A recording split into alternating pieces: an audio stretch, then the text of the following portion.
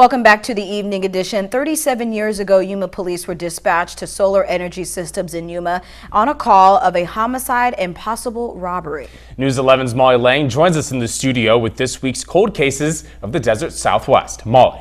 That's right, Alex. Renee, Yuma resident 52-year-old Dorothy Smock was discovered in the bathroom of her business by her husband. She was bound with duct tape on her mouth, hands, and feet. She died from suffocation. On September 29, 1979, around 7:42 p.m., Yuma police were dispatched to Solar Energy Systems at 201 West 17th Street for a call of a homicide and possible robbery. When they arrived, they found Yuma resident 52-year-old Dorothy Smock dead in the bathroom. She'd been taped up. Her face, she was taped up from her eyes down to her mouth, so everything was taped up.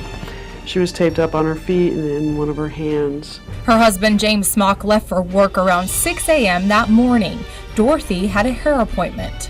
They own a solar energy business, just her and him, and she would go in on Saturdays and do books and stuff and take care of her schoolwork. She had a hairdressing appointment that day. Her hairdresser had talked to her that morning, probably about 10:45. Dorothy was last seen at a local pharmacy. She never showed up for her actual hairdressing appointment. James was supposed to meet her at the church when he got done with work. But when she didn't show, he went by their office and saw her car in the parking lot. Police say Dorothy died from suffocation. They're thinking possibly a robbery had gone on and she just became the victim of it. James worked for Southern Pacific Railroad. He was at work all day. Several co-workers had stated he was at work all day.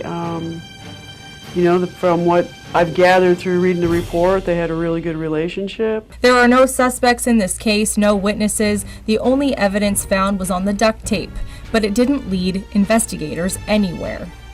Back in 2006, a cold case detective had gone through.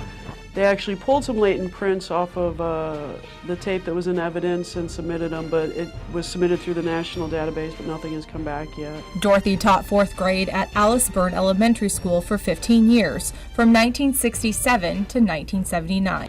Very well known. She was actually a member of the Daughters of the Revolutionary War. It was kind of, she was deep involved in the community. She left behind her husband, father, stepchildren, and one sister. She was a well-liked member of the community. She was involved in a lot of stuff around here. She was somebody's wife, she was somebody's daughter, she was, somebody's stepmother.